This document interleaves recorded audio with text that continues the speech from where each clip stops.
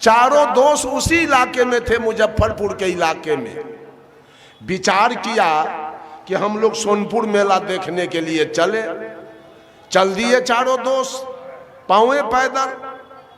चलते चलते जाते जाते हाजीपुर कोन्हारा घाट पहुंचते पहुंचते 9 बज गया रात, 10 बज गया रात।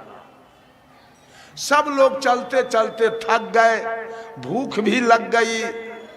पंडित जी ने कहा, सुनो जी, आज हम लोग सोनपुर हरिहर क्षेत्र नहीं पहुंच पाएंगे, आज रहो कोन्हारा घाट में हाजीपुर। चलो किसी मठ पर रुकेंगे और कुछ भोजन बनाओ, और तब हम लोग भोजन करें, विश्राम करें, और तब भोरे उठ के प्रस्थान करेंगे यहां से।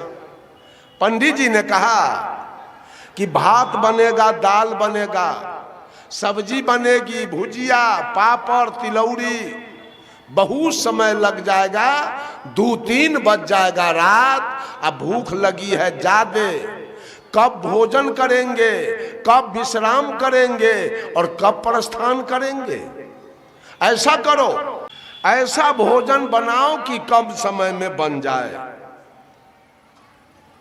जादव जी ने झट से कह दिया, ठीक है, तस्मई बना दिया जाए, बस दूसरा कुछ बनाने का जरूरी नहीं पड़ेगा। तस्मई बनाइए, खा लेंगे झटपट में, सो जाएंगे। जादव जी की बात पास हो गई, ठीक है, तस्मई बना दिया जाए। तस्मई बनना शुरू हो गया। जादव जी को ड्यूटी मिली कि जादव जी आप दूध खरीद के ले आइए। अब मौलवी साहब को ड्यूटी दिया पंडित जी कि चावल, चीनी, किशमिश, मुनक्का, गरी, छोहारा आप ले आइए। और पादरी जी को कहा आप जलावन ले आइए। अब पंडित जी तब तक मठ पर बैठ के बर्तन मांज लिए और चूल्ही चक्की निपोत के तैयार कर दिया। जब सारा सामान आ गया तो पंडित जी सोचे, सबसे बड़का जात तो हम हैं, क्यों नहीं हम ही तस्मई बनावे। पंडित जी तस्मई बनाना शुरू कर दिया। जब तस्मई बनाना शुरू किया, बन गया तस्मई, एक ढक्कन से ढक के अब पंडित जी तस्मई उतार के बगल में रख दिया। और जादव जी, मौलवी जी और पादरी जी से कहा, आप तीनों थाली लेके बैठ जाइए, आप तीनों थाली लेके बैठ जाइए और मैं परस के खिला देता हूं, फिर बाद में मैं खा लूंगा। जादव जी, मौलवी जी, पादरी जी थाली लेके बैठ गए। पंडित जी देगची उठा के लाए और देगची का ढक्कन उठाए और करछुल भिराए परसने के लिए।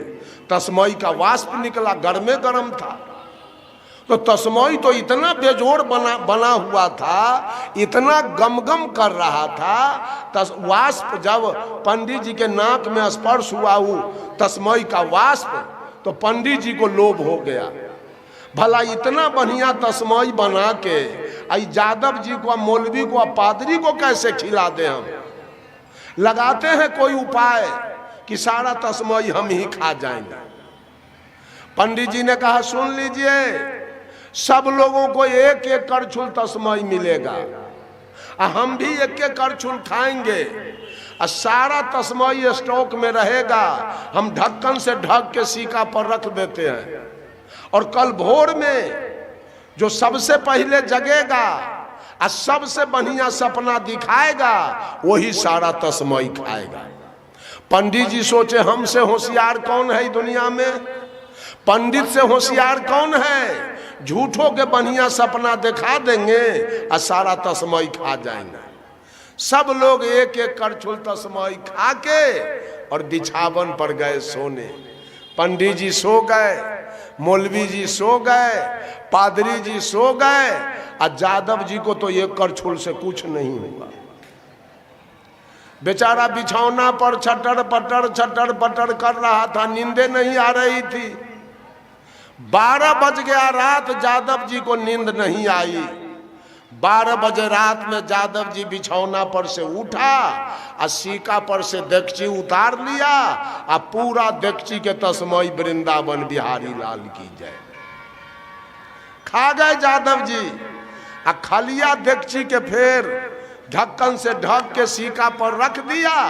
अब पेट भर गया, आलस आने लगी। 12 बजे रात में यादव जी चद्दर तान के सो गए। जब 2:30 बजा भोर तो पंडित जी का तो अनुमान है तस्मई पर, इनको पता नहीं जो यादव जी अनुभव कैले सूतल है। पंडित जी जग गए 2:30 बजे में। अब मौलवी को जगाया, ए मौलवी साहब उठिए। मौलवी उठ गया। पंडित जी पूछे आपका सपना कैसा है, बोलिए। तो मौलवी झूठ बोल रहा है, हम 5वां आसमान में अल्लाह के साथ सैर कर रहे थे। कहा वाह वाह, लगता है तस्मई तेरा हो गया। जो 5वां आसमान में अल्लाह के साथ सैर करे उससे तस्मई बचेगा। पादरी को जगाया, पादरी जी आपका सपना कैसा है। पादरी जी ने कहा हम तो 7वां आसमान में ईसा मसीह के साथ सैर कर रहे थे। का ये तो 2 आसमान और बढ़ा दिया। अब मौलवी का तस्मई नहीं रहा, अब पादरी का हो गया, चूंकि इसका 2 आसमान बढ़ गया। तो मौलवी ने पूछा पंडित जी से, पंडित जी और आपका सपना कैसा है। तो पंडित जी क्या कहते हैं, झूठ। हम तो क्षीर सागर में थे, हमारे सिरहन्ना में विष्णु बैठे हुए थे और लक्ष्मी हमारी पैर दबा रही थी। मौलवी या पादरी दोनों करेजा में मुक्का मार लिया। जय तस्मई अब हो गया पंडित जी के। इससे बढ़ के सपना अब क्या होगा। ये तीनों अनुमान लगैले, अनुभव करके यादव जी अभी फोफ काट रहा है। एकरा पते न है, ये अनुमान के लड्डू तीनों खा रहा है।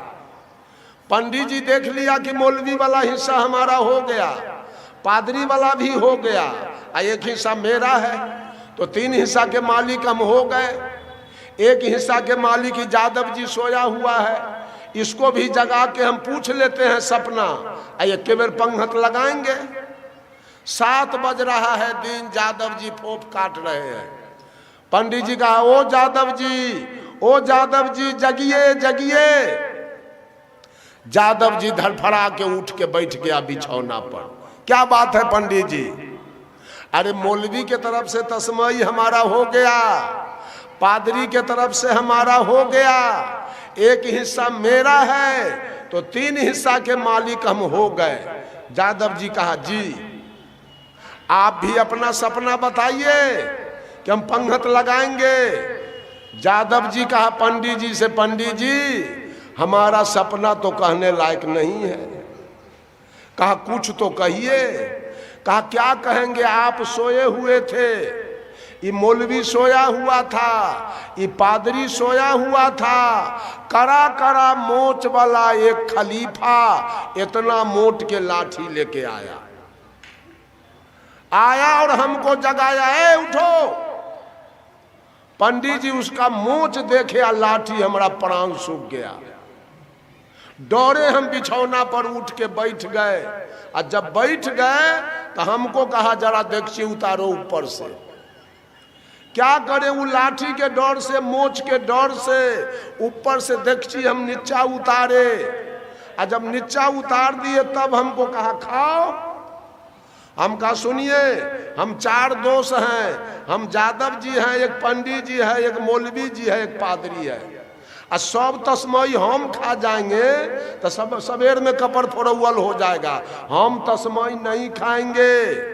तो मोच वाला हमको कहा लाठी देख रहे हो, मारते मारते हम हड्डी हड्डी तोड़ देंगे, बोलो खाते हो कि नहीं।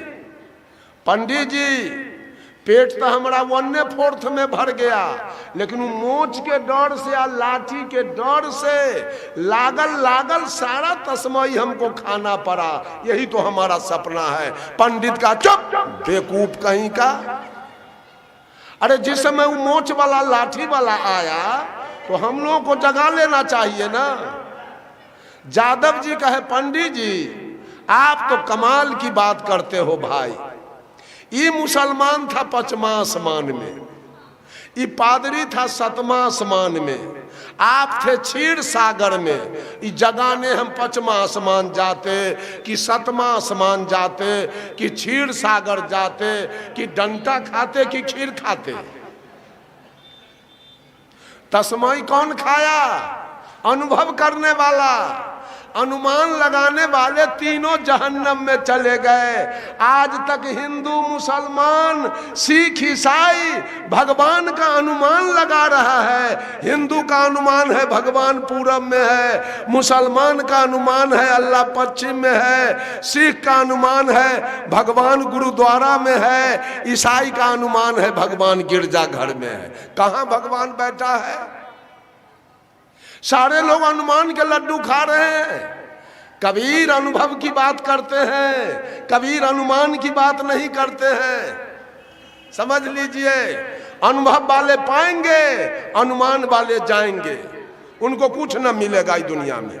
अनुमान वाले को कुछ नहीं मिल सकता है, अनुभव वाले को मिल सकता है।